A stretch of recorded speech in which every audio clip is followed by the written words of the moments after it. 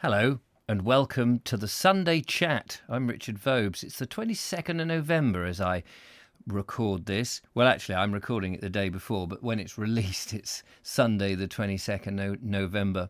And this is my little chance to have a chat to you about the projects and things that's going ahead. Very informal, so I'm not out and about and doing a walk. I used to do a number of these, and last week I just started them off again. So I'm going to plough on with some of the topics that I have to talk about in today's show. First, I want to tell some of the viewers who will not know about this, and others who do know about this, but it's been exclusive to the patrons, a podcast that I do. I've been doing this since 2006, in actual fact, called The Naked Englishman. Now, that's a very strange title, I appreciate, because I'm not naked, although I am English. And the concept behind it is it's a podcast about me, my life, my views, the things that I struggle with, some of the philosophies that I have, and a bit of behind the scenes of the Bald Explorer and the Vobes show and all of that. And sometimes just a general moan, sometimes airing an idea, that sort of thing. It's a very meandering podcast. It's therapy to me, in actual fact. And it's a bit what I call sort of the workshop of the mind. It's a stream of consciousness, so it's not scripted beforehand. I usually switch on the microphone. It's an audio podcast, and then I talk about something that's on my mind. It's a very simplistic thing. It usually lasts about 20 minutes. Sometimes it goes over, and I record this daily. Sometimes it's shorter. It does really depend what's going on in me.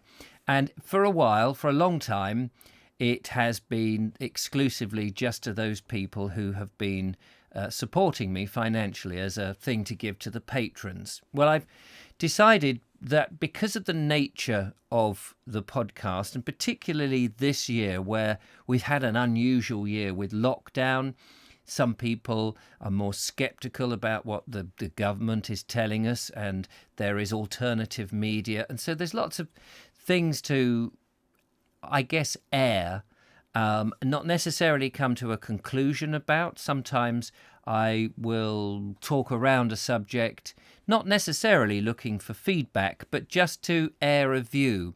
You know that we often have thoughts in our head, but we haven't always articulated them in words. And it's a bit, I always say this, it's a bit like an author writing his first draft. He may spit out the words, but they may not be pretty coherent. The thought may not have been developed. And a bit like this, really, in many ways. And it's the sort of first draft which he would then, or she, of course, would improve. And that's really what the Naked Englishman podcast is. But because this year has had a number of interesting and topics which some people have disagreed with me on, and it's not strictly about what the Bald Explorer is, I thought a lot of people who are supporting me and who were offered this podcast might get a bit confused because they may have expected it to be more about certain histories that I have seen and done research for on places that I visited as a backup podcast or a subsequent to the stuff that I've done. And it isn't. It is a standalone thing. So I thought actually probably best to keep it standalone and release it to the public, to those people who are interested in it, rather than confuse patrons. So I've launched that, The Naked Englishman, and I'll put the details on how you can get it. Over time, I believe that the podcast will start being supported on a number of the podcasting catchers or apps that you can get and download, and you'd search for The Naked Englishman and it would pop up. So that's something you may or may not be interested in. Who would be interested in the meanderings of a bald bloke who wanders over the countryside? I don't know, but people have found it interesting. In the past, I've spoken about romance affairs, problems when my son had a brain hemorrhage. I went and talked very emotionally about the problems when I was losing my eye, looking after my father when my parents died. It's really a slice of life from an ordinary bloke desperately trying to work everything out. So that's what that is. And of course, you may well find that you disagree with a lot of my views, and that's fine. We're all allowed to disagree. So you may say, well, okay, if you're taking that away from the patrons, what do the patrons get? Why would we support you? Well, the support that people do is principally in order to keep the videos going. I do a video every day, and really that's what that support is. It's to keep me from doing, but to doing, keep me at the coalface, as it were, to make these videos. And obviously, I try to do it like a baker making bread. A baker makes bread every day. You may not need a new loaf every day, but there's always somebody who may have run out of bread, and so he may go to YouTube to have a little fix of a bit of countryside heritage and landscape. And so that's what I try to do. However, because The Naked Englishman was an exclusive to the patrons, I thought what I could do is when I'm doing my walks, I would do a little extra piece, a little behind the scenes of where I am on location, and put that together over the week. And then the patrons would exclusively get a little extra something. Sometimes there may be a chance to interview somebody just a little bit longer. There may be a chance when I could do a longer version of a walk, which I could then present. So there's lots of different things that I can do whilst I'm doing the main walks that won't take any extra time and effort in the long run that I can give to the patrons. So I'm always open to ideas on that side of things. Now, in a recent walk that I was walking along on Shoreham Harbour that I felt had gone wrong, and people had been very kind and put some very nice comments and said, please go and show us more of the industrial side of England, not just the country. We get a lot of country and landscape and heritage and nature, but we'd like to see the heritage of more industrial stuff. I've taken that on board, and I would like to do more of that. Now, I'm not so knowledgeable about that side of things as I am perhaps in recent years when I've been reading up on trees and the landscape and the history of farming and things like that. But that's not to say that I won't increase my knowledge, and so I will do more of that. That brings me on to a subject which a couple of the comments recently have highlighted, and I just wanted to address this because it's something that haunts me quite a bit. When I make the videos, there is this suggestion that I'm a historian and I'm trying to educate.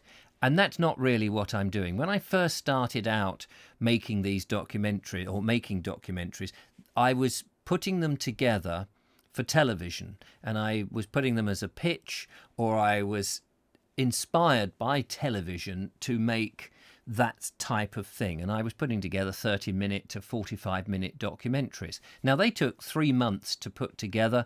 I would read books, I would visit locations, I would contact experts and people to interview, I would do 3D graphics for it, and it took a long time. There would be a script, and I would have somebody, at least one person, to assist on the camera work. And we tried to make it as televisual as possible. Well, that's an expensive process, and you can't keep doing that one video after 3 months. You just never gain an audience or a following. And I know that some people have said, well, I liked it best when he was doing that sort of stuff. And it is great, but I just can't afford to work in that way, and I'm still building up my audience. So I had this 5-year plan of putting out a video every day, and I'm trying to stick to that. And I know some are better than others, as is the case when you're just pushing out lots of content. So I'm not a historian. I don't pretend to be a historian. And what I don't really want to do is be a fake historian or a fraudster. And I think you often see these videos where people have quickly Googled something gone to Wikipedia or somewhere and they stand in front of a building and then give you a load of facts about the building. They're not terribly engaged in that building. They may not really have any personal connection with it, or they're not enthusing about the period that it was built in. They've just gone to Wikipedia and just giving you, this building was built in 1762. It has 4 bedrooms in it. There was a Roundhead and Cavalier episode here. And I find when people deliver it like that, it's boring. It's not me. It's not my style. I like to try and inject a little bit of humour from time to time, making it a bit light. So I'm not a historian. I'm an explorer. And I often get confused myself because I feel there's a pressure to always know everything about what I'm talking about. So my aim is to read general history, general knowledge, and try and absorb as much as that so that when I go wandering about, I can speculate if I don't know the exact details and look at a place and say, well, that looks like a Tudor place. Perhaps that was built around the 16th century, probably around the early 1500s or something, because I don't think people actually sit there with a little checklist and write down everything I say and take it as gospel. So I'd rather talk around the subject. Now, often I don't know, and I think that's okay, because people like to add in the comments things that they know. So I'm not going to pretend to be somebody I'm not. So I'm sticking to these short format, relaxed videos. And I know that some people may be a bit upset with that because they rather have the much more worked on, polished things. But that's not me at the moment. That's not to say I won't be doing that in the future. I think there is potential there, but not quite yet. So that's good. You may remember also I had this concept that I was talking about that I want to do. And that's, again, building on this idea that I'd like to just wander, really, and that's wander with an A. That's meander around, just go and discover things at random. Now, some people may find this not quite to their taste, and I understand that, but I'm gonna. You can't please all the people all of the time, and I found that sometimes I've been trying to please one lot of people, and then I better try and please these lot of people, and in the end, you actually end up pleasing no one. So it's better to sort of make the pleasing that I please myself, and if people like it, then they'll follow along, and that's really how it's going to work. So I think now that I've got the van, and next year this is going to be so much better in the spring when it's warmer, we have longer days, the weather is more conducive, obviously, and I can stay overnight in the van and get further afield.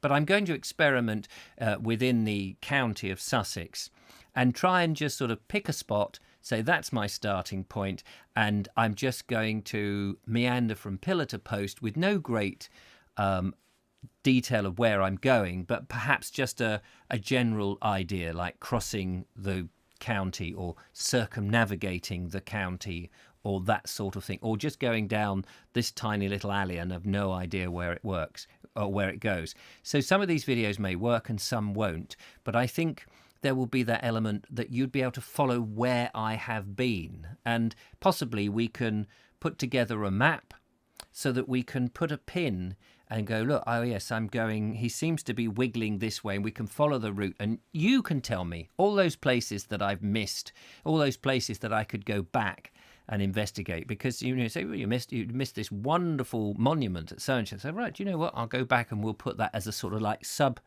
video. So I think that could be quite good. The Quest for England, which is part of my branding and part of my ethos, is still there. But this year, as you know, has not been the easiest with our lockdowns and our restrictions and bed and breakfasts not being available and all of that. So I'm hoping that next year that we get out of this ridiculous situation that we're in, that there's a lot more freedom, and that I can go further afield and explore more of England. So I know we're all feeling, the pinch of it all, and we're all struggling because we can't go to the places and see our relations as much as we want. So let's hope that that we can open up and go further afield next year.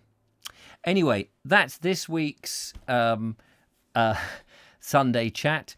Each week I go out and I go and clean my van, give it a good spring clean. I want to make sure I look after it, and it will be appearing more and more in the videos as I travel about. But for now, thank you so much. I'll put all the links to the various things down below. But thank you so much for watching. Don't forget to follow, like, and subscribe. And if you wish to be a patron and support me in this venture, you'd be very you'd be very welcome, of course, and I would be very appreciative. And hopefully other viewers will be appreciative, because it means I can keep going and doing these videos. I know every YouTuber is asking, because we have to, because the advertising revenue is just not enough to live on. So there you go. Anyway, thank you for watching. If you have, I'll see you out and about next time. Bye-bye for now. Bye-bye.